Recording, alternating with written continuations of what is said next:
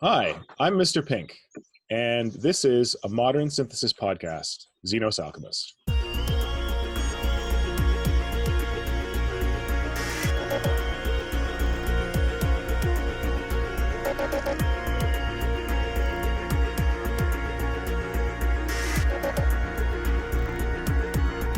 On today's episode, I'm happy to be joined by three other hobbyists, and today we're going to be discussing sexy Warhammer ladies. This episode is going to be mostly about Warhammer For Everyone, the message that Games Workshop put out, as well as kind of the community reaction to that, and then specifically kind of the community reaction around female wargamers and women in the hobby, because there's been some weird stuff going on around that.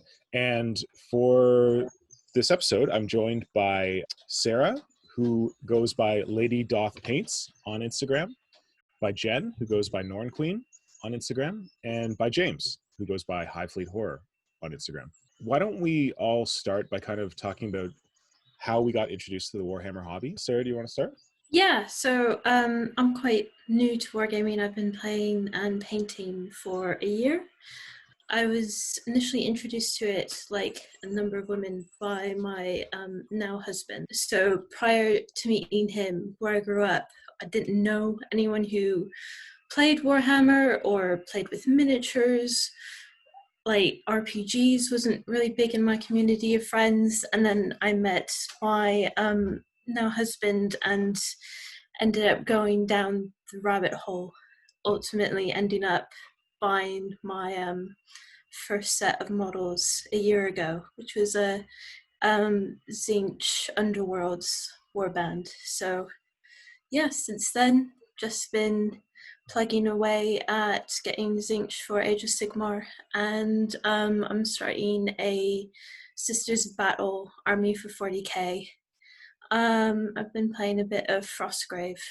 But yeah, that's me. Oh, Frostgrave, that's awesome. Yeah. I've played very little, but it's something that I'm definitely interested in. I've just pulled up your profile here to kind of show people what you've been working on. So I see a lot of Tzeentch on there. What do you like about Tzeentch? I really love the weird gribbly monsters. So I was on the fence about trying out wargaming for a couple of years, and the model that put me over that fence, started that sort of pull towards trying out wargaming, was the one of the Chaos Familiars for I think it's Warhammer Silver Tower, Warhammer Quest. Yep. Which is a fish with legs. Yeah. And that really, really just was like, yes, I love that. And I think that plus the I'm blanking, the Gaunt Summoner, which has got like the sort of like a upturned hammerhead shark style head. It was like just those really weird, not non-human miniatures that I really liked. And yeah, I've gone back to humans as sisters, but they're not as fun as the slightly weird, monstrous ones. I think based on the fact that I'm a Tyranid modeler and both Jen and James are Tyranid modelers, we can all agree that gribbly aliens or gribbly monsters are amazing. So awesome. Thanks, Sarah. So Jen, over to you. How did you get into Warhammer or the Games Workshop hobby?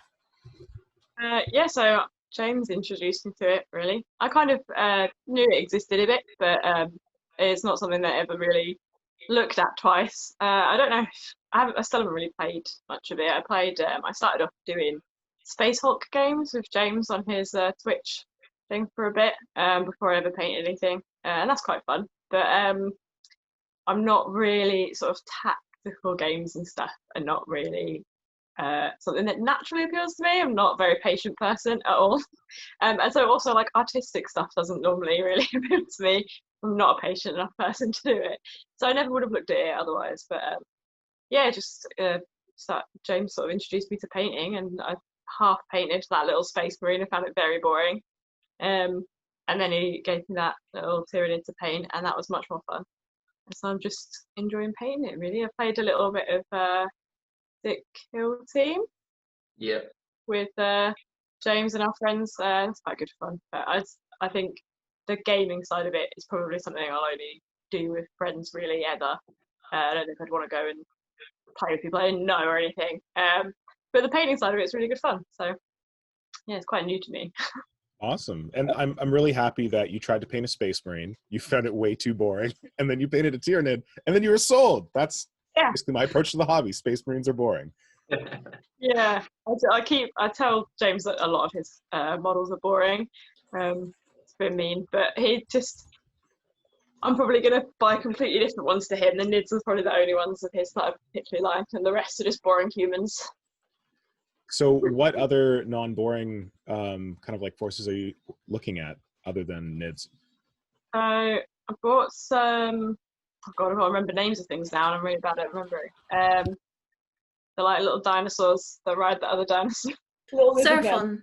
Yes, yeah. And I haven't actually properly painted any of them yet, because the first thing I did was build the really big dinosaur, the big carnosaur, and I've kind of half put a base coat on it, and that's all I've got done so far, because I'm a bit scared of painting it, because it's huge, and I really like it. And then people keep sending me links to like dogs. Oh, I've got little dungeons of, James got one of those little dungeon and doggies boxes as well, so I painted a couple of them. Because I like animals, so those ones naturally appeal to me a bit more, I think. So I think a lot of that Age of Sigmar stuff appeals to me more than the 40k stuff that James has got. It's a good looking dog. I've finished that one now, so I've painted that one and the little boxer dog. And then I painted a few Nids, and then I'll be painting the little lizard men and stuff soon at some point. And this was this your first Gene Sealer? Yeah, so that's the first model I actually like finished painting. So it's the second one I put any paint on, and the first one I finished painting. So okay, awesome, thanks. And James, how did you get introduced to the Warhammer hobby or Games Workshop hobby? About 22 years ago, when I was about 10, my brother had some wood elves, and I bought a paint set, started painting that.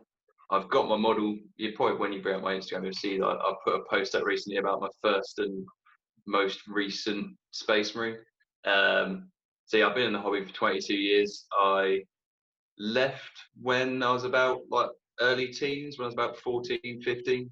And then I kept looking on like the Games Workshop website, the Forge World website, whilst I was out of the hobby. And I eventually,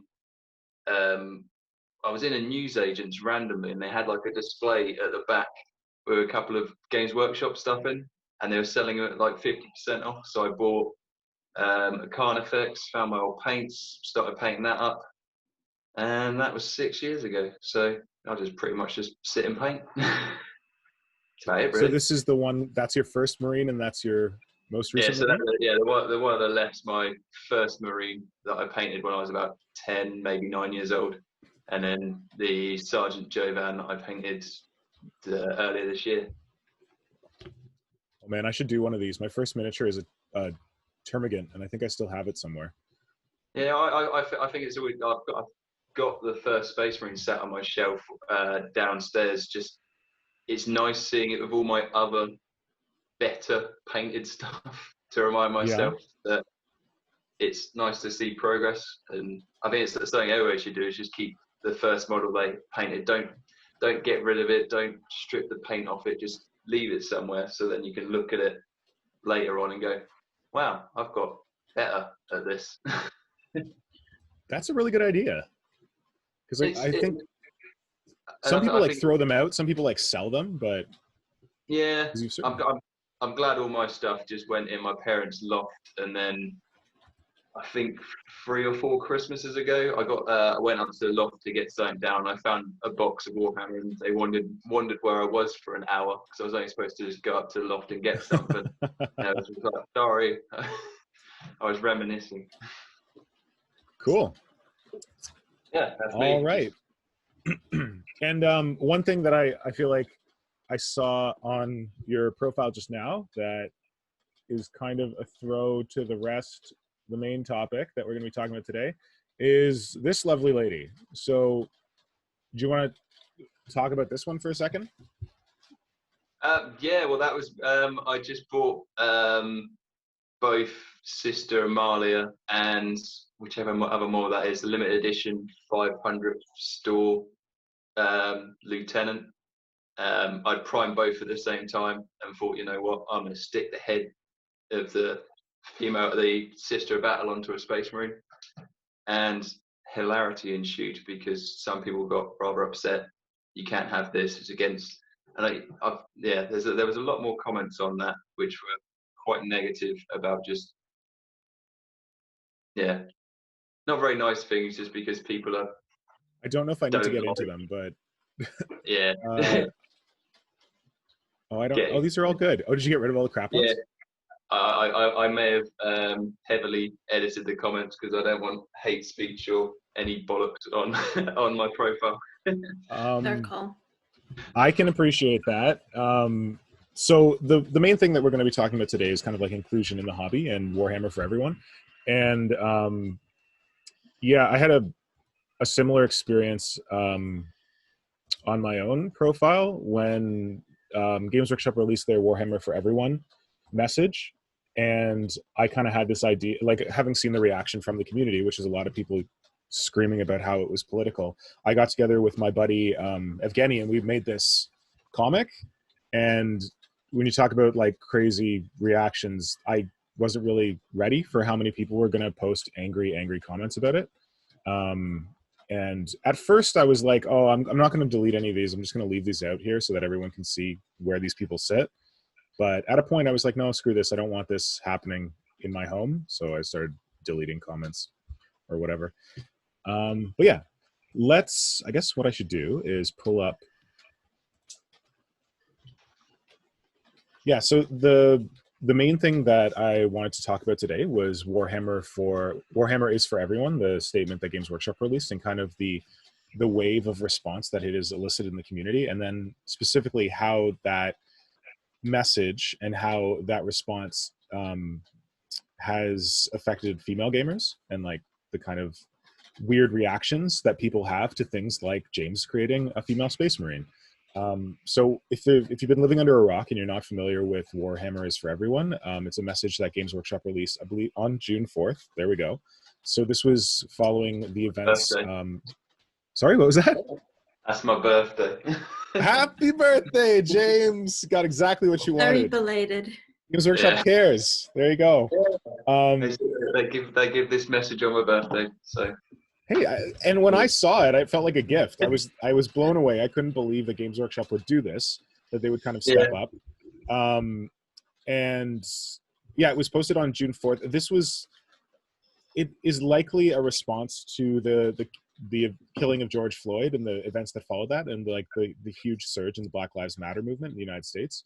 That after that, we had Blackout Tuesday, which was on June 3rd, I think. Oh God, I'm getting my dates wrong. It was June 3rd. And a number of organizations after the killing of George Floyd and around that time, they posted messages of solidarity. And there was a lot of criticism about these messages, that they were kind of like vacant and they didn't really mean anything, or vapid, I guess is the word I'm looking for.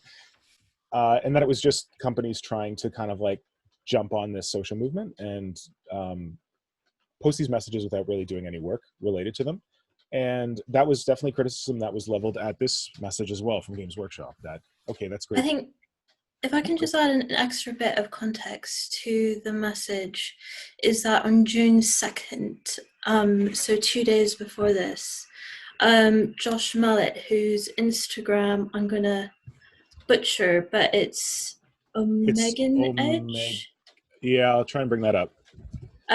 So on June 2nd, that's when he posted his video about experiencing racism at Forge World.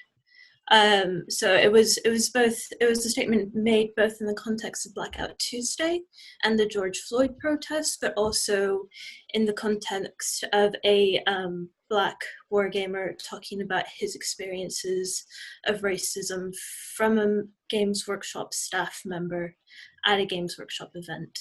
Yeah, and a senior Games Workshop staff member, like not some random red shirt. I don't know, they don't have red shirts anymore, random black shirt. Yes, and Josh, if you want to watch Josh's video, you can go to his. I've pulled it up here. His Instagram profile. It was fairly recent.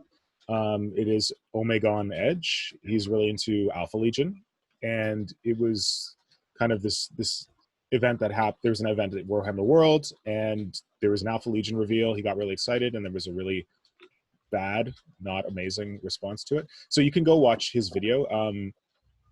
I've exchanged messages with Josh, and he I think he feels this. Of course, he lived this. I don't know if he really wants to be like the poster boy for it necessarily in our community, but definitely, if anyone is wondering if racism happens in the Warhammer community, if people ever feel excluded in the Warhammer community, this is someone's lived experience that you can go and check out for yourself. And he does, I don't want to plug another podcast on this podcast, but he does expand on his experience. He did an hour-long interview with the Brush Wielders Union, which looks like it's still the link in his bio. So if if his statement on June 2nd wasn't enough, wasn't enough context about a Black British man's experience in the community, you should check out his Brush Wielders Union, where he talks a bit more about that incident, but also various other experiences that he's had. And I don't know Josh. I've only had a few messages with him on Instagram as well. I certainly don't want to encourage the idea that he is the poster boy for racism in wargaming, but at least in the London community, the two statements, Josh's statement and the Warhammer is for Everyone statement, was really so closely together that a lot of us thought that it was partially in response to his experiences. And of course, Games Workshop never then reached out to Josh or apologized to him. But I think he's an important part of the general context of this statement. Yeah, certainly. I'm glad you mentioned that one, because it did happen all at like the exact same time. I've exchanged a couple of messages with Josh, but I don't know him super well or anything like that. And the weird thing is that Games Workshop released this on the 4th of June. They posted it on Twitter and they posted it on their Facebook. And I think how I got connected with Sarah is that there was a group of us who saw this posted on Instagram. Sorry, not Instagram, posted on Twitter and on Facebook. And we were like, okay, that's really cool. But why wasn't it posted on their Instagram? Why wasn't there anything written on the Warhammer community page? Why wasn't something more done? Like, it's a great statement and we all agree with it. And I was very impressed that Games Workshop would go to the point where they would say that, this is what we believe. And if you don't believe this, you will not be missed. Like, they could easily have just posted this statement without any kind of I don't know if it's adversarial, but challenging language like that in it.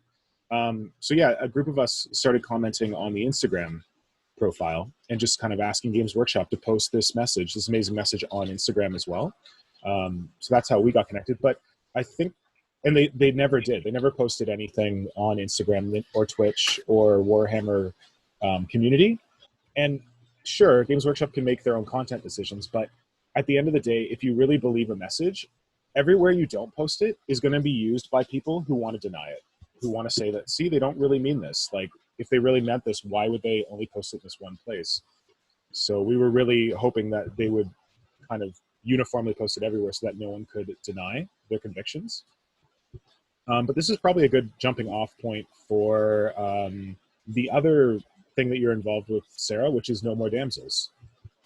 Yeah, so I am one of the co-founders of No More Damsels, and I lead the wargaming work that we do. So we are a London-based organization. We are focused on making RPGs and wargaming more welcoming and more gender diverse. So on one hand, we run events and create resources to make it easier for women, trans, and non-binary people to come and try out the hobby in a space full of other people like them. So there's there's less of a chance that you'll run into gatekeeping, and there's less of that fear that, you know, I have to prove myself to be an uber nerd before I can go out and try D&D, or before I can go out and try a war game. And then we also want to highlight people who already exist in the community, to try and move away from this idea that there aren't any women and there aren't any trans people in the community. So wherever possible, our events are run by women or members of the trans community. And yes, we've been going for just over a year. We had some wargame events lined up that had to cancel due to COVID. So we've been turning our eyes towards more online activism. So trying to call out GW for not having their shit together. Yeah, and specifically with the online activism and as it pertains to Games Workshop, you guys wrote a open letter to Games Workshop, right? Yeah, so we wrote an open letter basically asking for more direct action around upholding their Warhammer For Everyone statement. So by apologizing to community members that they've actively harmed, such as Josh, and telling, you know, being clear about what measures they're doing to make sure this doesn't happen in the future. So ideally it would be things like letting us know if they have equalities training in place for staff, or what they're going to do to encourage, to ensure that, you know, there isn't systemic racism within their own organization, and informing the community about what steps they're going to take to discourage bullying and discourage a lot of the negative activity that we're seeing. And, you know, in writing the letter, we got some criticism, and I know that there's some people who defend Games Workshop by saying that, you know, Games Workshop is a company; they don't have a responsibility to take action over the behavior of their fans. But at the same time, Games Workshop is dependent on a community of gamers, and have actively created a community of Warhammer players. So we think that they do have a community responsibility and a moral responsibility to take action over these issues. Yeah, and certainly I would read the Warhammer For Everyone statement as agreeing with what you just said, that if they didn't, it's a bit weird to put that message out and then say, yep, you're not welcome here, we don't want you, you will not be missed, but we're not going to actually do anything about it. Like, we're going to let this community police itself after we told everyone that we don't want you here. So yeah, I also agreed that I hope that they would do more than just put this out, and that it seemed like they were ready to step up, but then it's like, okay, what are you doing now? Sorry. I feel like I should ask Jen and James, like, kind of how they felt when the Warhammer For Everyone message came out. I feel like James will probably have more to say about it, because I'm just so new to the whole thing that yeah, it was a good thing to see, but I don't think I have enough background for the community to really have a huge opinion on Games Workshop's behaviour as a company. So James probably has more insight on it. Yeah, I mean, when it came out, I thought it was a good thing. Shows that Games Workshop considerate and thinking about their community. I mean, at the end of the day, we are a community. We shouldn't stand for idiots being, well, idiots at the end of the day. There's always the argument that, oh, well, if you don't tolerate us people who are racist bigots, that means you're not tolerant. But there's a difference between, just being tolerant and just being an utter arse at the end of the day. So I thought it was good, but it seemed to have ignited a lot of gatekeepers to action, which is a bit of a shame, because they recruit more people, like-minded people who, to be honest, aren't welcome. And I think it's good that Games Workshop's there, but at the same time, it's just going to make the gatekeepers more angry, and they'll just keep hitting their drum. And whining that they're part of the community as well, but they shouldn't be at the end of the day. I think that's where the problem with them releasing one statement and they're not doing anything else and not posting it everywhere and not following it up becomes a problem, because it does just set people off, and then it doesn't shut it down. Like, they need to follow through with it rather than just ignite that group of people that they're pretending to be. They're saying we don't agree with you, but then they're all kicking off and they're letting that happen and not following up and doing Exactly. Yeah. Yeah, don't like Games Workshop they kind of started a fire and then didn't do anything really to stop it from becoming a firestorm of grumpy gatekeepers going, I'm allowed to be in this hobby, and just have a little whine about stuff. But at the same time, I think it's great that they said something at all, because some companies just don't get involved and don't say anything, which is worse in my opinion. It's good that Games Workshop said something, but it'd be better if they could follow it up. I don't know, like everybody said, post it on more than Facebook and Twitter. I mean, there's plenty of different social media platforms.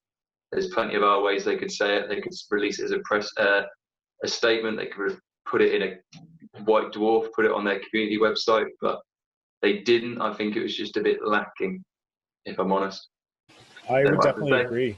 And like you said, James, that they didn't have to do this, and a lot of companies just would not do something like this. One of the reasons I was so shocked when this happened is that traditionally Games Workshop, they're very hands-off. I feel like they're hands-off with the community. And in the past, there's been situations where Games Workshop had a Twitter account for a time. But when they created it, this was like Voxcaster or something like that. When they created it, they actually had to face the fact that people could now give them feedback, like direct feedback, and it wasn't always rosy and glowing and whatever. Very quickly after they created their Twitter account, they deleted it. They just shut it down because it seemed like they weren't ready to actively manage the community. And that's kind of what I think about with Warhammer For Everyone. That by posting it, they kind of stepped up. And then I'm expecting them to do more community management. Because Facebook, Games Workshop, when I started back in the hobby in 2014, the only real things you found were individual Games Workshop store Facebook groups.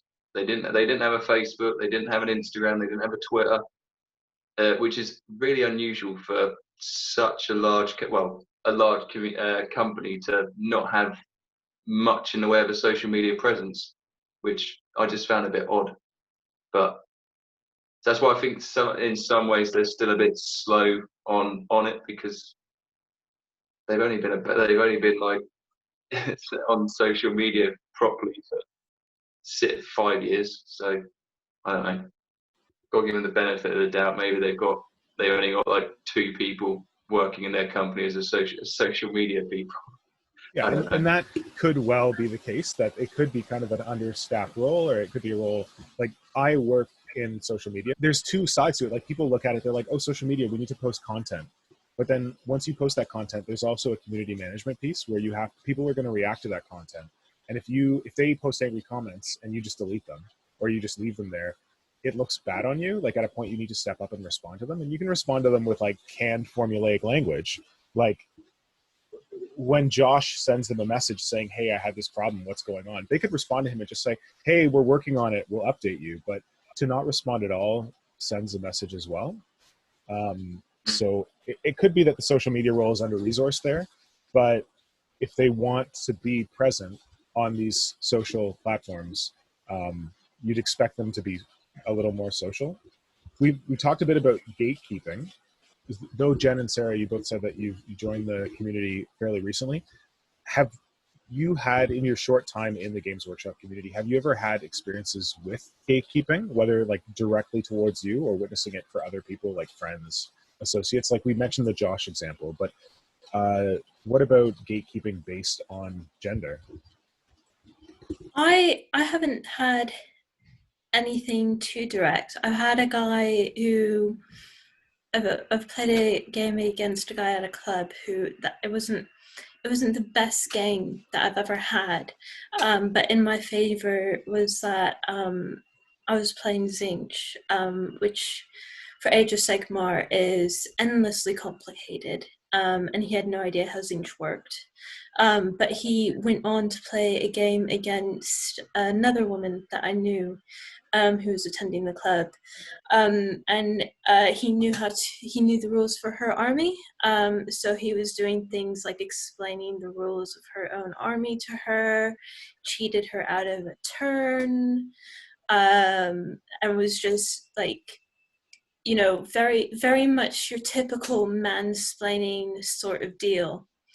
And like, when my friend told me about this, like, I wasn't that surprised, because playing against him, it was very clear that the only barrier between me and having that experience was Zinch. So thank you, O Changer of Ways. Amazing. But when I was doing some of the research for No More Damsels, when we were starting to look at doing wargaming, I reached out to some veteran women in the community to ask them about their experiences. And I mean, a lot of it is just, the bog standard mansplaining, oh, that's not the right way of playing your army, or, oh, let me, your painting isn't good, let me tell you all these ways that you could improve your painting. There was one person who, her club was in quite an isolated area of town, and a guy offered her a lift back because there wasn't reliable public transport, and was really creepy to her during that lift back, so she never went back to the club. I mean, it's not.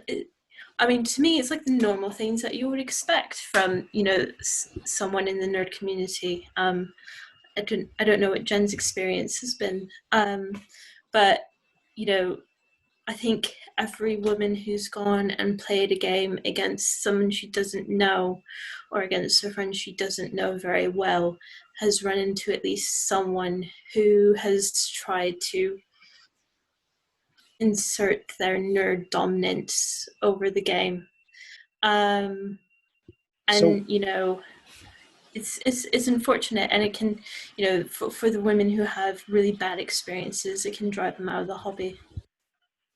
And I definitely want to get to Jen and Jen's experience. One thing I wanted to note, I think that all of us here are familiar with the term mansplaining and understand what it means.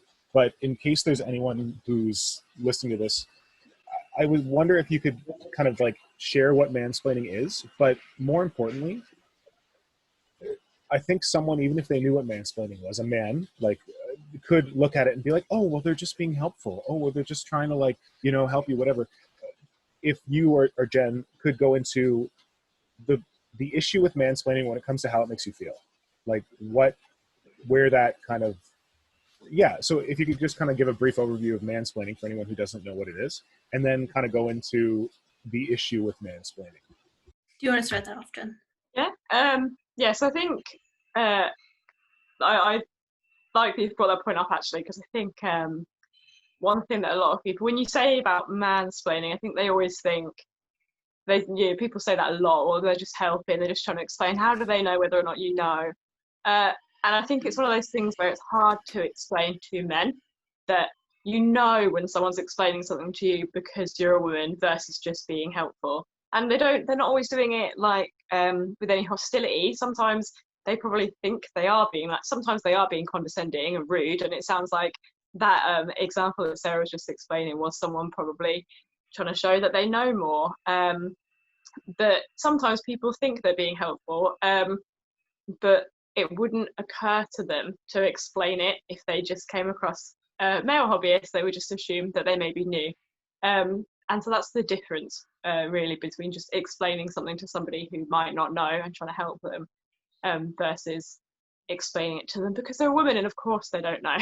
And it's not always a conscious hostile thought that people are having. It's a lot of any sexism or racism and anything like that people these like microaggressions and stuff that people go out and do. It's usually stuff that people have been conditioned over time to do, so it's not always a conscious or malicious kind of thought that anyone's having. They're not going out to be condescending, but you know when you're faced with it that it's because you're a woman, not just because they're trying to be helpful. I think adding on to that a bit, I think especially in what I've run into, there's an assumption among, I don't want to say there's this assumption among men, but certainly my impression of the men who have mansplained to me is they have the assumption that their opinion is valid and wanted. You know, it's an automatic assumption of all opinions that I have on this matter are worth listening to and worth contributing to this conversation. And your experience in the area and my lack of experience in the area doesn't matter.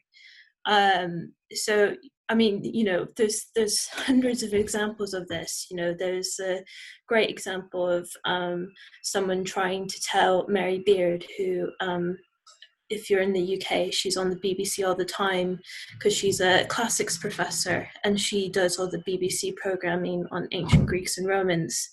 And some random guy with no background in classics was trying to explain to her how everyone in ancient Greece was white. And all of her archaeological discoveries and her knowledge of history that definitively prove that not everyone in, you know, in ancient Greece and in the ancient Roman Empire, that there was a diverse population. Her experience was not valid, and his opinion that he just had of from watching films was more important than hers. That's what feeds into it, you know, when people go to a woman and assume that, you know, she doesn't have the knowledge, she doesn't have the background, you know, she's maybe not an expert in her field, and therefore your opinion is just as important as her credentials. So when you're challenged with something like this, when you're challenged with mansplaining as a man, when you're challenged with it, or with racism or something like that, a lot of the defenses is, well, I didn't mean it that way. I didn't mean to be, I'm not trying to be racist or anything like that. But one of the things that I've had to learn is that your intention doesn't matter, that there's intention and there's reception, that no matter what you're intending, it's still important to think about how that's going to be received on the receiving end. Yeah, you've kind of talked about it already, but Sarah and Jen, could you talk about kind of how it feels to receive it when someone comes to you and then assumes that and kind of implies that they know more that you might not know, just I guess in like the Games Workshop or in a fandom community, just how that makes you feel? Yeah, so I guess it's just frustrating, and when especially when it is, I think that's a really good point what Sarah was saying about that, just the assumption that what you're saying is valid or needs to be said, and it is annoying, and I feel like it's tiring because you're in the situation of having to navigate that whole interaction, and if you say kind of just no or you're wrong, then you don't know how that person's going to react, so you have to dance around it a little bit, and it's a very frustrating situation to be in, I think, especially because people will turn around and say, well, I was just trying to help, and make out like you're the bad guy in the situation. So yeah, I don't, but I'm quite an abrasive character to meet in person, so no comment. I don't have a huge people don't really like me meet me in person, or if they do mansplain to me and stuff, I think just but sort of my face and aesthetics and stuff, and I'm not very good at hiding how I feel about a situation when it's happening, so it's probably less awkward for me than for a lot of people because people are a bit scared of talking to me.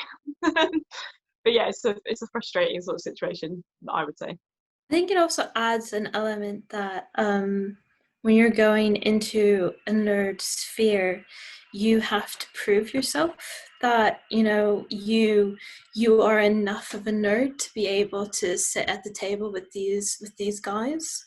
You know, long before Warhammer and RPGs and all this, I've been a Tolkien fan for ages.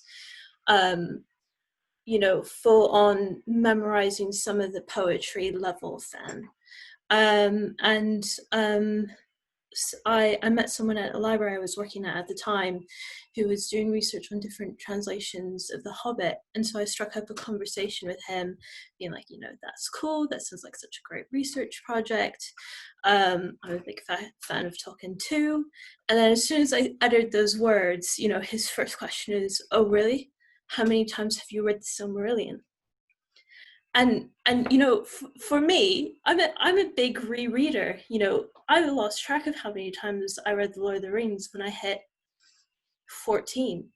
And that's something where I can come out and be like, yeah, come at me, bro. See, try and one up me on this sphere, but I shouldn't have to be like listing out all the ways that I can prove that I'm just as much of a nerd as you. Well, this is not something that I would do when put in this conversation. I wouldn't make it a contest.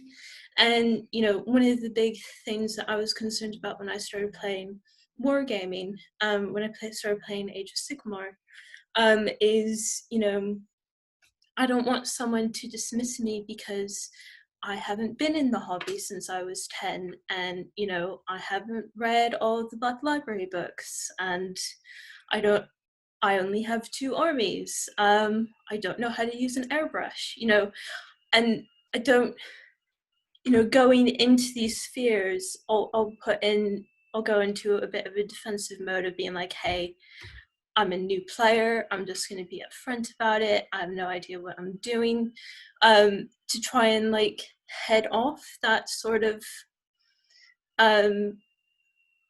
inevitable disappointment, I guess, when they try to find out if I have the pedigree of being a Warhammer nerd that they've got. Yeah, and that seems ridiculous to me. I've been in this hobby since 97, but I hate Black Library. I don't read any of that crap. So and no one ever challenges me on it. So why should a woman coming into this hobby be challenged on that crap? It feels like cherry picking. It feels like I'm going to try and find anything I can to show how, one-upmanship, show how Warhammer nerd I am, and to try and dismiss another for not being as nerdy as I am. And that leads into, we've touched on it, but gatekeeping. That was another thing that I wanted to talk about. So what you described there, Sarah, to me felt like gatekeeping, where I don't know if that's how you felt about it, but when you said you were a fan of Lord of the Rings and you said, have you read the Silmarillion? I would identify myself as a Lord of the Rings fan as well. I've taken university level courses in it. I have never read the Silmarillion because it's so dry. I can't think of the equivalent in 40K. If someone's like, oh, Warhammer 40K, and it's like, well, do you have an entire army of Ultramarines? It's like, no, that shit is boring. Does someone want to take it, describing what gatekeeping is for anyone who's heard the term, but might not be familiar with what it really means? Go on, Jen. Yeah, I mean, I would say that's a really classic example of gatekeeping. It is that kind of do you have the qualifications to call yourself a fan of that, or to say that you're into this thing? And that's exactly what it is. And yeah, it tends to not really happen. There's that in terms of sexism in communities, there's definitely the assumption, you saying you've never been questioned about whether you've read Silmarillion or not, and it definitely does lead to feeling like you're supposed to kind of represent women in a community, because if you don't know your stuff, then they're going to be like, see, we're all just fake gamer girls. He's a fraud. This is where I quite like my angry face, and the way that I interact with people, because I said earlier that Warhammer wasn't a hobby that I would have naturally picked up on my own, without James kind of introducing me to it, because I'm not a patient person. I'm the complete opposite of a rereader. I like books, but I have to have forgotten what happens in it to be able to sit down and reread it. And I probably, I do want to learn a bit more about the stuff in Warhammer, because there's so much to it. But I'm never going to be someone that wants to know all of it. But in everything I do, I'm like that. And I have got it down to a fine art telling people that I don't care when they're trying to teach me about something like that. So it's definitely that's I think a really classic example. That's what Sarah was just talking about when they're saying prove that you actually like this, and prove to me that you meet my criteria for what a fan is, and then also being held to a higher standard because of who you are and the assumptions people are making about you. Yeah, so gatekeeping is also like being told you're not allowed to do something because it's not in the law, or oh, you can't have a multicolored pride nid, or you can't have female space marines because it's not part of the law. Please don't touch my law; it's precious to me. Yeah, I don't understand what other people do with their teeny tiny plastic spacemen should ever bother you. It's tiny plastic spacemen at the end of the day. Like, if you feel that much about it that you need to tell other people this is the way you do it, then you're a gatekeeper. You don't need to tell other people how to do the hobby, because what they make of the hobby is different to what I do. Like, me and Jen live in the same house. I paint and I play games, play Warhammer all the time. She's just quite content with sitting and painting. Like, we're two different people. Everybody's different. So when you pose, it's a hobby and a game. You're just meant to enjoy it the way that works for you, not the way that works for someone else. Yeah, and the thing, like, when I think about gatekeeping, is that if someone is approaching it from that standard, that they're trying to challenge you and ask you to prove your dedication to this, it's a moving target. There will be infinite number of different things. Like, as Sarah noted in her example, she's like, I don't know how to airbrush. I'm like, God, I didn't even think about someone gatekeeping based on airbrushing skills. That there are so many parts and facets to this hobby, which is good because there's so much stuff we can do that we love. But at the same time, if you're challenging someone who's trying to enter the hobby and you're challenging their nerd dedication or their cred, you've got an infinite number of things to challenge them on. Black library books, painting, sculpting, converting. Like, oh my God, you use super glue instead of using plastic glue? Like, what are you? Let me teach you how to assemble a model. So you can never win, it seems like, with gatekeeping. That there'll always be a way to shut someone down and like to yuck their yum of the hobby. I'm trying to think of gatekeeping and if there's other examples of it that we should get into, because most of this is centered around like, this is my experience and you have to match my experience before you can enter, before you can pass through my gate. Can anyone think of other examples of gatekeeping that they've seen or that they've heard about that are kind of detrimental? The people who, whenever you bring up issues around women in the hobby or people of color in the hobby, is the knee-jerk reaction of, I don't want politics in my hobby. yeah, I don't want Primaris Space Marines in my Horus Heresy. I don't want politics in my hobby. It's this idea that ultimately your opinion is right and only opinion, and anything that disagrees with it shouldn't belong in the hobby.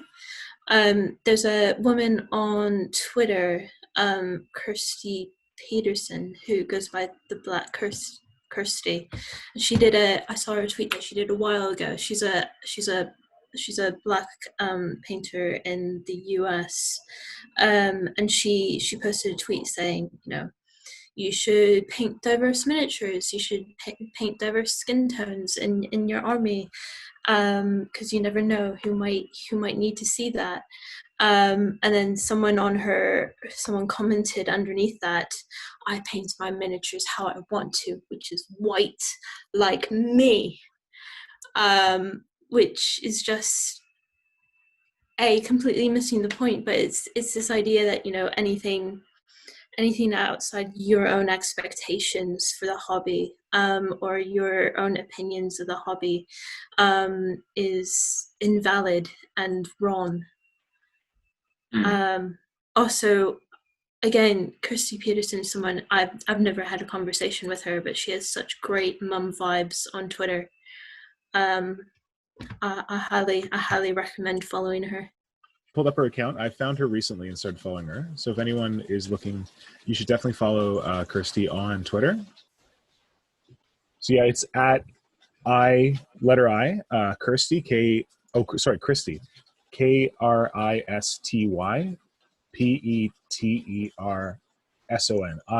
Kirsty Peterson, and her name is the Black Kirsty.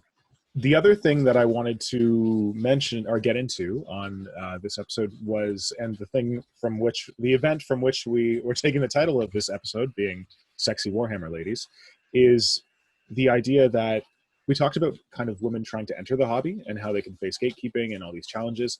But once a woman has kind of like, I don't know, successfully or has entered the hobby, there are still other challenges, that other ways that they can be challenged, or their dedication to the hobby or their motivation can be challenged. And this came up in a kind of gross fashion, maybe about 2 weeks ago, where a hobbyist posted a meme, well, I don't know, trying to make a joke out of the fact that, I guess the perceived notion that female wargamers get more likes or something like that, and the implication that female wargamers are getting more likes because they're somehow using their inherent femininity or their physical appearance to, I don't know, dupe male wargamers. I don't even know I don't subscribe to this rationale, but that in some way they're exploiting themselves to get more likes or something like that, or to get more popular, get more followers. And this was gross, and I actually really liked Jen's take on it. She posted a story kind of in reaction to this whole thing, and just the idea that if female wargamers are getting more likes from male wargamers, that's something that male wargamers are going to try and pin on the females. Like, that doesn't make a lot of sense to me. So, sorry, Jen, why don't you talk about it, because you'll do a better job than me. Oh, I don't know. I'm trying to remember exactly what I said at the time, but yeah, I think there's a couple of levels to it, and one is they sort of complain that you get a lot of, the main complaint is kind of, well, post our painting on Instagram and then it doesn't get as many likes, and then women just put selfies up and get loads of likes. But for a start, that is true to some extent, that because in life in general, sex sells, and Instagram is not a Warhammer platform, it is social media, and that does happen on social media. It's what people choose to follow, but it is about what people are choosing to follow and like. So it's not women's fault that lots of people like their selfies. On my profile the other day, I put up a selfie. I had no tags on it, and it got more likes than the dog that I put loads of tags on and spent ages painting. So it's not necessarily us winning, because sometimes that's a bit annoying. I spent time on this. This is just a random picture of my face, but you'll all like that, and you can't be asked to like actual work. And also, yeah, it's not women's fault that men are following accounts just because they see selfies on there, or that they're liking them just because they see selfies on there. If you don't want them to get the likes, then don't follow them and like them. It's that simple. No one's forcing you to do it. And I had something else I was going to say about it, and it's kind of gone out of my head. I thought of it while you were talking, and it's gone. Well, I've found the post. Yeah, so I created a story based on I'll read it out because it's probably tiny. So you posted a response. I think this was a comment on the original post, and you said also maybe there's a reason you keep seeing those ads. Guys are the #1 consumers of that content, being like content that features women, maybe sexy Warhammer ladies, and will follow any woman they find remotely attractive, and will like the hell out of every post that does include a selfie. But then they'll be the first to bitch about how women get more Instagram followers or whatever. I feel like there was another one too, but I'll see if I can find it. Yeah, I think I maybe said something in messages to you that you put in your story as well. I can't remember what it was. But yeah, that's exactly the thing. I mean, even James has gained followers just from putting up a picture with me in it before. Because people, and I don't think they're not even looking at the profile, they just see the post. I don't know if it comes up in their tags or whatever, and hit follow because it's a selfie. So yeah, it's just a ridiculous thing to have a go at women for. It's not some big conspiracy. No one's being dragged in and forced to hit follow or hit like. People posting selfies on their own social media. Yeah. So I found the message. You're right. It was a message that we had, but I posted it as well. So you said, yeah, women can quote unquote take advantage of the quote unquote sex sells situation far more easily than men, but only because men sexualize us, whether we like it or not. Don't be bad just because social media has given women an opportunity to actually benefit in some small way from that dynamic. actually a really good example that happened recently from people who I don't want to. I'm a bit worried about bringing it up because I don't think there were people that meant anything bad by it at all. I don't think they thought it through at all. So I don't want to seem like I'm sort of having a go at them. But I think it's a good example of how we don't really we don't really have a choice in this situation about how people react if we post a selfie or something on social media. Because I put a thing in my story the other day where I was annoying James. He was playing Call of Duty and I kept poking him every time he was about to like shoot someone or whatever, and he got killed in the video, and it's hilarious. But then somebody messaged me saying that I should distract him by just like flashing my boobs at him, and I was like, I'm not really sure if this video really warranted a stranger messaging me about flashing my boyfriend. Just a weird response to it. And I think even James has had sometimes when he's put up stories or whatever, stuff that's mentioned me, I can't remember what, so, you know, people just make kind of odd comments. And it's a weird dynamic and a weird response to something where it doesn't matter. You know, they will say that women are taking advantage or that they're just using, we're like exploiting ourselves to get likes or follows. But most of the time these pictures are not explicit, or no one's really trying to like, you know, drag followers in or anything. They're just innocent selfies or like, look at me and my model. And it's not us that are making that into a sexual thing. Or yeah. So, because James is definitely, I've remembered what it was now, and James has definitely also had some weird messages just when he's put something up in his story that it had me in it. So, yeah, it's an odd dynamic.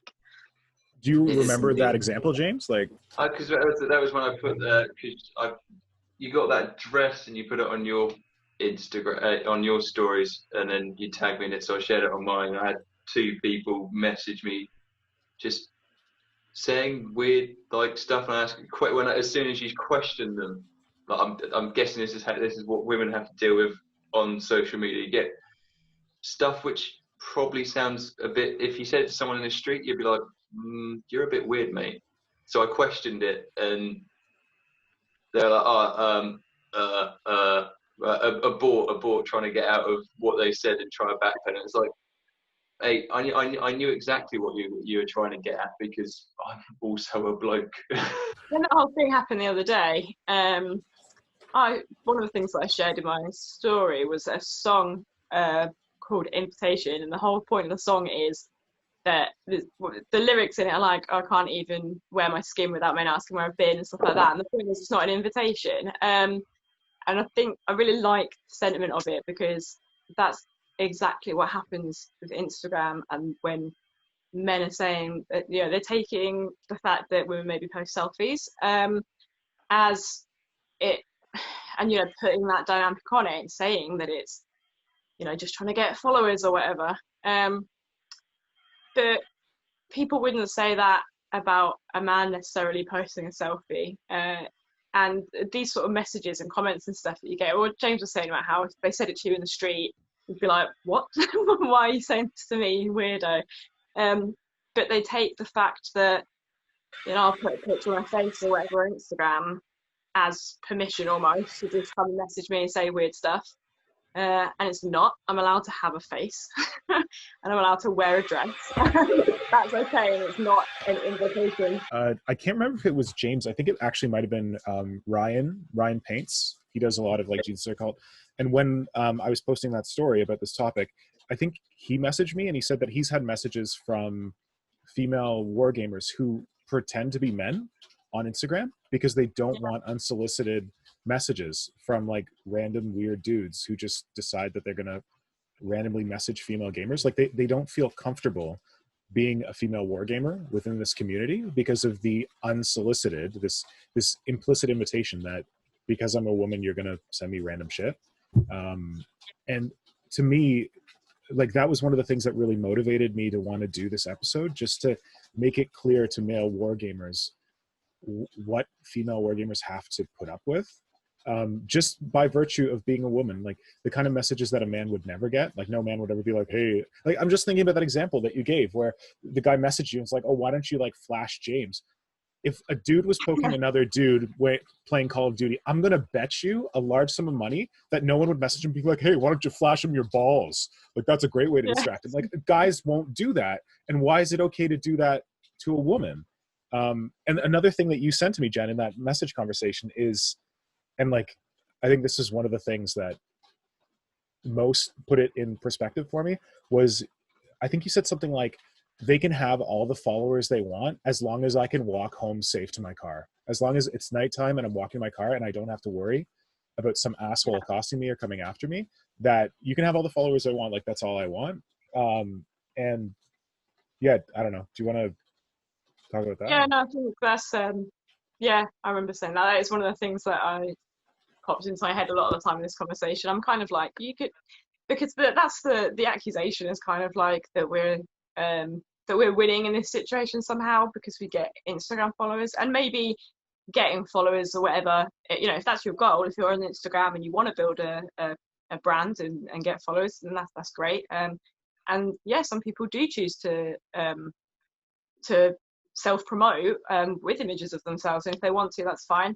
But it's this hostility about it that annoys me, because I'm kind of like, and most people aren't asking to try and get followers. They're just sharing their content and sharing their lives and sharing themselves, and they maybe just want their page to be more personal, so they put selfies up.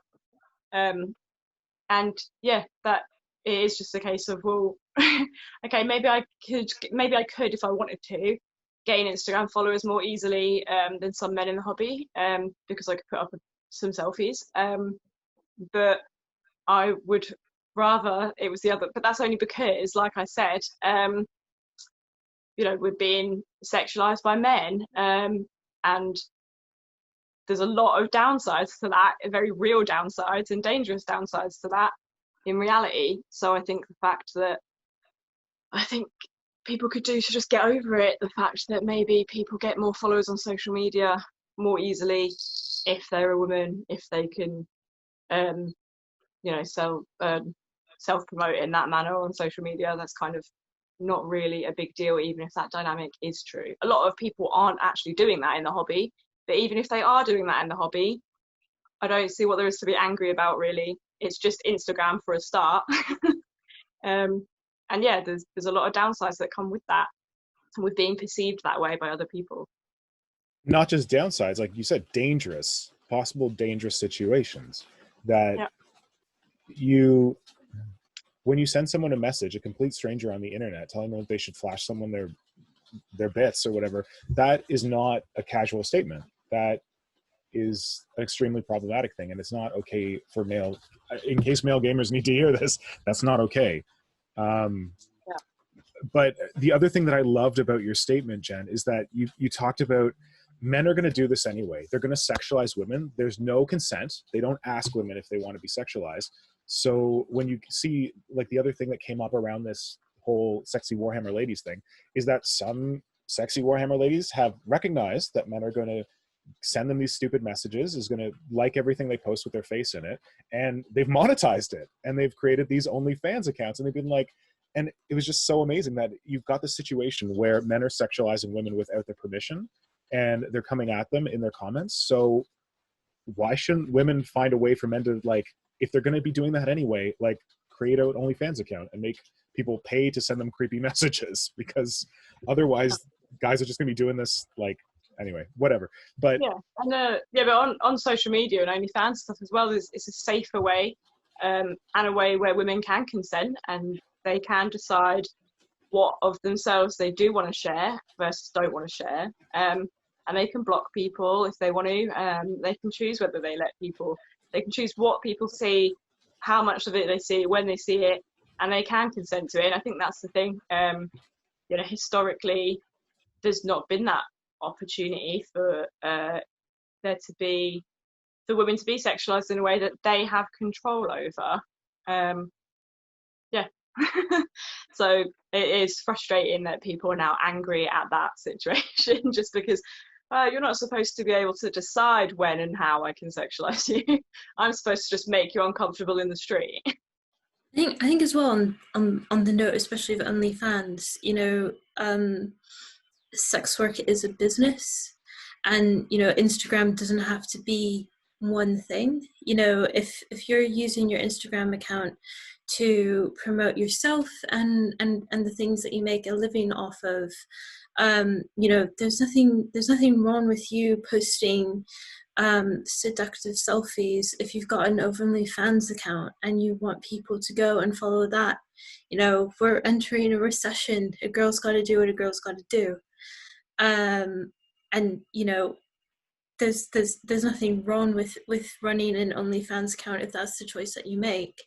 And I think, you know, the people who are both very good at painting or very good at cosplay and also have an OnlyFans account, you know, I think they get a lot of flack from the community for using their accounts to promote both. And like, I know that, you know, LadyDothPaints, that is a miniatures exclusive account. That is a choice that I have made, but that is not what Instagram is. You don't have to make a choice to post exclusively minis or exclusively your life or exclusively your business. You can post a combination of all three. You can post whatever you want because it's your social media page and it's there for you to get something of value, whatever that may be. And, you know, if you have an issue with, you know, women who are making a profit off of sexual images by having an OnlyFans account, you know, that's a choice that you've made in following them. And, you know, if you don't want that content, then you don't have to see it.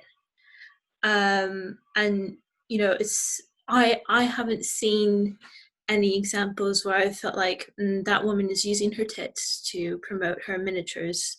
You know, it's always been, you know, someone using their account in a perfectly normal way, but men in the hobby being like, nah, we can't have any female faces. We can't have any real female faces in my Instagram feed because that's too sexy for me to cope with. Surprisingly, if you want to follow someone and they're a woman and they have selfies and whatnot, but you still want to follow them, but you don't want to see that, there is this amazing thing called a mute button. You can still follow them, still support them, but maybe if you just go look at their page once in a while, scroll to the Warhammer relevant stuff, look at it, go, cool, that's cool, great, awesome. You don't need like, if it's too distracting on your feed. Yeah, I mean, if I see a dog or someone's face on my Instagram only, my Warhammer only Instagram, I'm gonna have to unfollow them. Oh dear.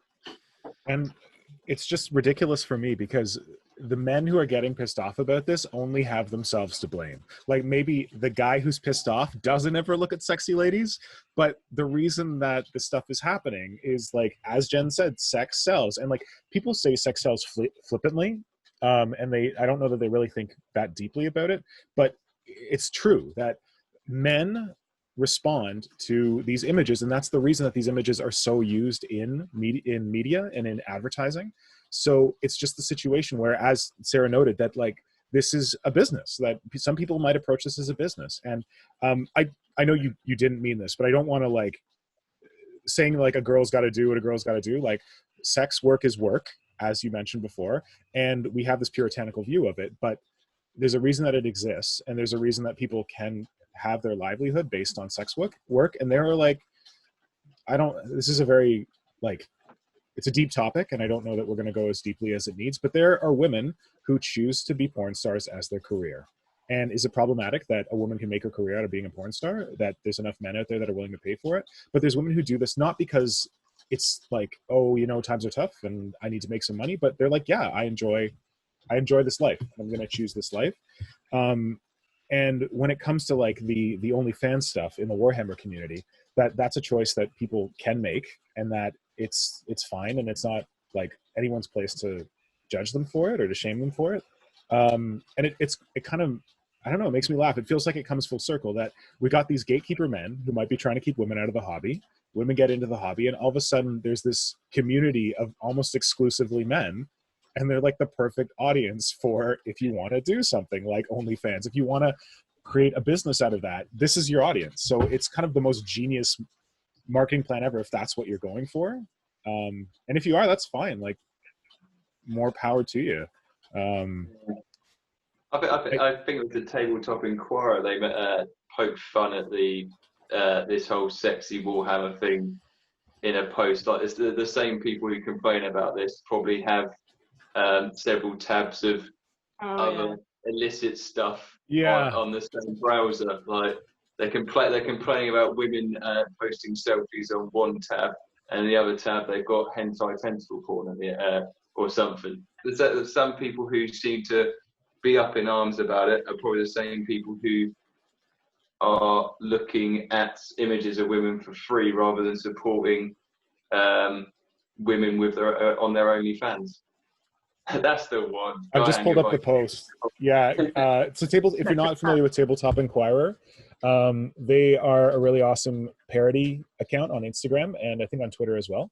It's Tabletop Inquirer with an I. And the headline, if you're listening to this and not watching the video, the headline reads, "Guy angered by cleavage in a hobby feed keeps tentacle porn in separate tab where it belongs."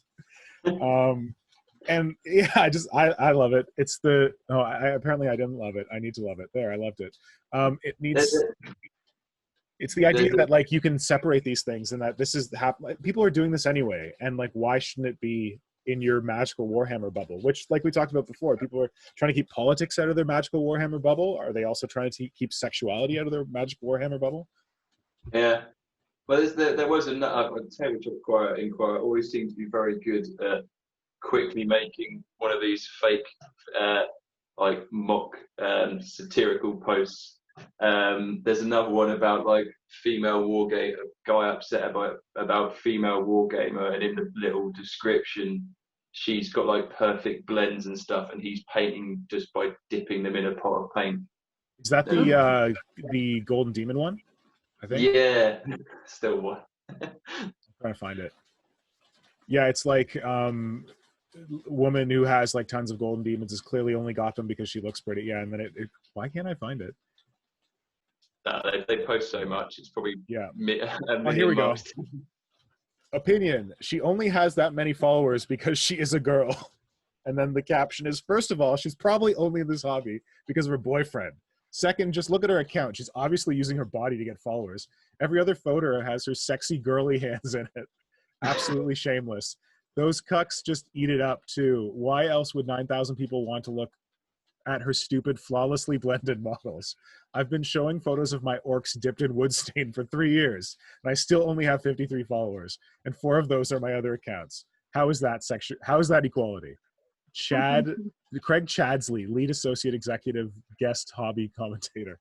The thing I really like about that as well is that I think I like the point of what a good painter the woman in that story is, because actually, as much as it is sort of true that it is a bit easier to gain followers on Instagram if you can post selfies and stuff to do it, but at the same time, I've not actually come across any sort of Warhammer themed female run accounts with loads of followers who aren't also genuinely just really into the hobby and good painters and stuff as well. Like, I haven't actually seen a single case of somebody who's the models actually look like shit, but because they've posted it with a selfie, they've got like thousands of followers. I've not actually seen that situation even happen to any real extent. So yeah, I like that one in particular.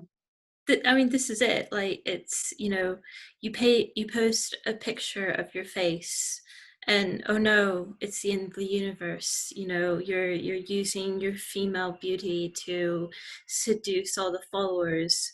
Despite the fact that you've been painting for 10 years and you're a commission painter because your painting's just that good.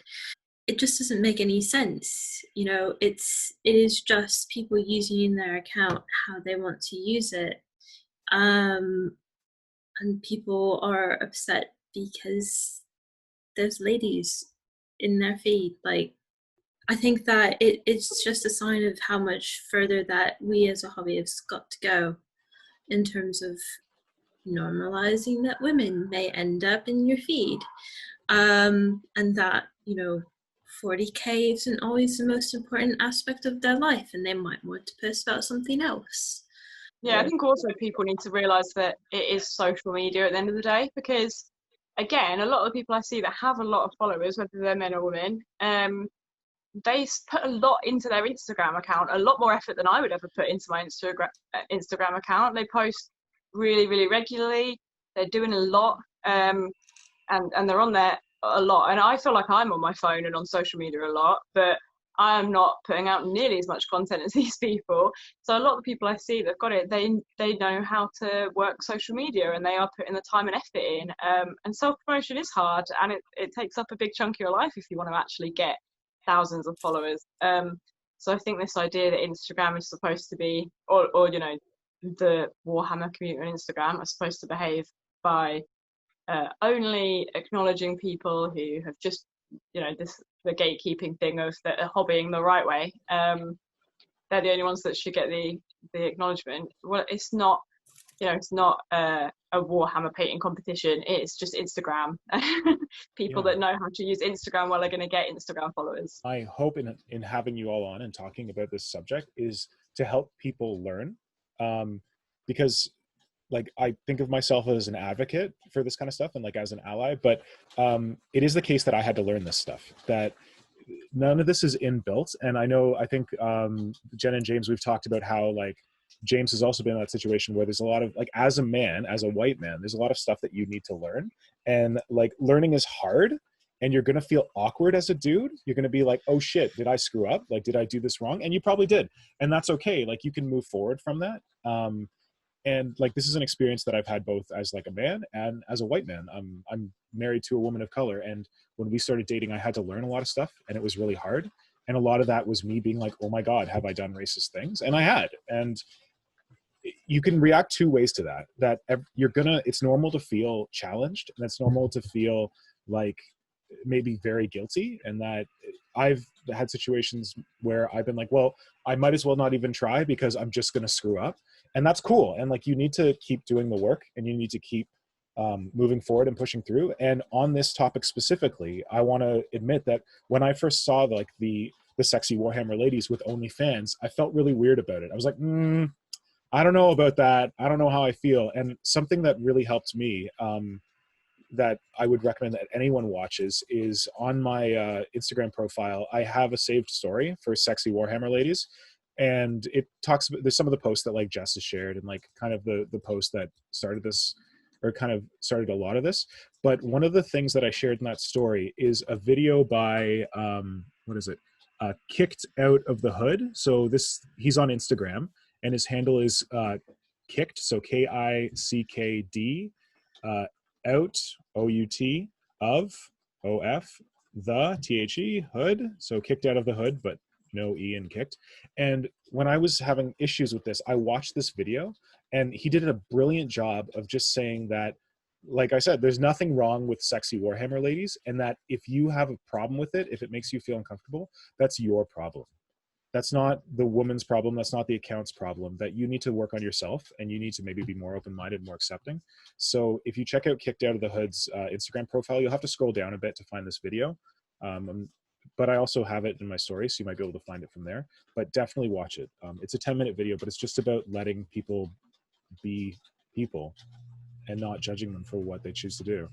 James, did you have anything you wanted to say about just like learning and having to do the work? Yeah, well, I think the first time I actually really appreciated that it's a bit different for women in the hobby is, well, when I first posted a picture of Jen holding a Space Marine, and seeing hundreds of, well, over 1,500 people liking this picture of Jen's face and gaining more followers than I've gained on any other post, and realizing it is different for women in the hobby.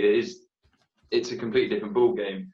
But at the end of the day, when Jen created her own account and started posting more than just her face and her actual, what she's painted, what she's doing, that's the picture. Fantastic picture. It's a hilarious It's a very good picture. But I don't think for a second that it's because it's a great picture that people are liking it and realizing like, sure, yeah, but like someone commenting beautiful eyes. as a dude wargamer, if another dude wargamer ever posted a selfie and it was a complete stranger who you didn't know, would you ever comment on that post and say, "What beautiful eyes"? Yeah. That's a bit. Fortunately, the only time someone said that on my one is when I posted a picture of my female Magus, and they said, "You've done a great job on the eyes." That was the closest I've ever There got you to go. my account. So, yeah, I think, well, having Jen around, and when I'm going, "Oh, that person's posting way too much of their face and whatnot," it's like, well, it's entirely up to them at the end of the day, and it's. If you look at who's liking it, it is men. So we're the stupid ones, not the women posting the pictures of their face. We're the stupid ones going, "Pretty face, me click, tap, tap, double." I agree. I fully would like to own the identity of we are the stupid ones. You're like, you sat on your phone scrolling through Instagram, you see a pretty face, what do you do? Tap, tap. Oh, look, whoops. That person's now got hundreds of likes because they caught the attention of us stupid men. It's not because they're trying to exploit us or anything. It's just we're stupid enough. We're the stupid ones that's going, "Oh, pretty." Like I think being with someone, having Jen around and opening my eyes to how it's a bit different, and also when I posted that Instagram post, or having people message me after I put a story of Jen up, and seeing some of the things that she's received, because I know a fair few women in the hobby, and talking to them, you understand how vastly different it is to, we can just put a picture of a model, happy days, carry on. Oh, look, this Instagram has got a woman's face in the corner, so I'm just going to message them and say odd stuff. Men in general need to stop being so stupid. Yeah, or we need to own the fact that, like, if you want to like beautiful women on Instagram, that's cool, but you need to own the fact that that's your decision and that it has nothing to do with the beautiful woman. Exactly. I think it's also worth pointing out that very few of those beautiful women are posting selfies for the benefit of men to click. Oh no, I 100% agree with that. But I mean, I think, it's not someone trying to trick you into liking it. It's not someone who's there because they want the male attention. It is, there's a wide variety of reasons to post your face, from reassuring people that you are in fact alive during a pandemic. It can be a boost to self-esteem, or it can, it can be a wide range of things. If I had Jen's hair, I would be posting pictures of myself all the time. Agreed. You just had it recently done. Yeah, pay a lot for this hair. People need to see it. Exactly. These things are expensive. You put a lot of effort into them, and it's not there for the benefit of men. If men get a benefit out of it, fine, but that's not always really the point. Yeah, it's not every woman's primary thing to look good just so that men think that they look good. I actually would rather get compliments from women most of the time, to be honest, because they're usually much better intentioned.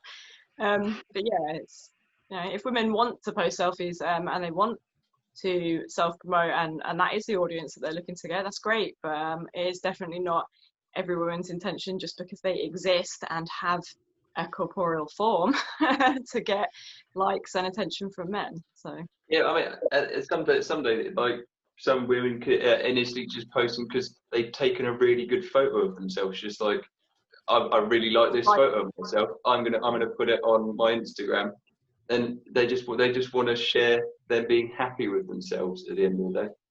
Yeah. I kind of got a bit sidetracked by just saying men are stupid, but at the end of the day, no, it's true. We are stupid. I would acknowledge that, and we need to get smarter. And that was the hope with this. Like, it's okay to be stupid as long as you're willing to get a little bit smarter. And I think that, like, what Sarah and Jen just said, like, those are beautiful ways to kind of like wrap this up. That was really great at kind of like explaining like why these things are happening. Going forward, Sarah, Jen, do you have any suggestions for how we can be better in this community, and how we can be better hobbyists, and how we can be more welcoming to women? Just like I closing think just thoughts. listening. I think just listening would be a big part, because it's not like there aren't women out there talking about these things. You know, go through the list of followers that you have. Are you following any women? If not, why don't you go out and follow some women? And you know, when these controversies come up, some of them may decide to speak on them, and if they do decide to speak on them, then listen to them. You know, there's a perception that, you know, there's no women in wargaming, and that's not true. I think James a while back did a really good series of stories highlighting women in the hobby. You know, they're out there, they're easy to find. All you have to do is click a follow button, and then you can learn a bit more about other people's perspectives. And while you're at that, you might as well also check to see if you're following any people of color as well. You know, this is not the panel to touch on racism, but you know, if you're trying to learn more about the experiences of other people, you know, try following people who don't look like you. Yeah, absolutely. And I think my thoughts are kind of the same about listening, and the idea, what we were saying earlier about how learning can be uncomfortable, and finding out that you've done something that was problematic, and I think more people need to learn not to take it personally when that sort of thing's pointed out to them, because everyone lives in this planet, in this society, and a lot of people are conditioned to act and think a certain way, and there are a lot of things where there's no deliberate ill intention behind it. You know, a lot of people that are out there gatekeeping a man's space, some of them are aggressive and are malicious, but a lot of people don't necessarily realize they're doing it. And so I think the problem then though arises when it's pointed out to them, and then the aggression starts, and they get very defensive about it, because they're not a bad person. And I think you need to realize that it's not the person who is kind of the victim of those actions that needs to protect your feelings. If somebody says to you, you've made them uncomfortable, that what you've done is problematic, you need to go, oh, okay, and look at why and what they're saying, and be willing to do better next time, rather than just get defensive that someone's told you that you were a bad person. Because it's not really about you as a person, it's about that one action that you've done. And you know, most people I think do want to be better people and don't want to be part of the problem. Yeah, certainly. That was amazing, but I didn't know that we'd be able to talk about this for this long, and I'm really glad that we did. From what I heard from the both of you, I heard that you should listen to women when they share their experiences. You should follow women, because as James pointed out, there's lots of them in the community, and there's tons of them. Just look at anyone's posts, maybe Jen's post, see who's commenting on it. And then you, as a male wargamer who has been kind of like comfortable in this community for a long time, you should accept the work you need to do better, and not take that as a challenge, and not take that as a personal ill. So thank you all so much. To follow our panelists, we've got LadyDothPaints on Instagram, so you can follow her. We've got Norn.Queen, Jen, you can follow her on Instagram. And we've got James, High Fleet Horror on Instagram. So please go on over to Instagram and follow these folks, because they are fantastic hobbyists and also really smart people, as we saw today. Thank you all so much, and we'll talk soon. Yeah. Thank you for having us. Great. Yeah.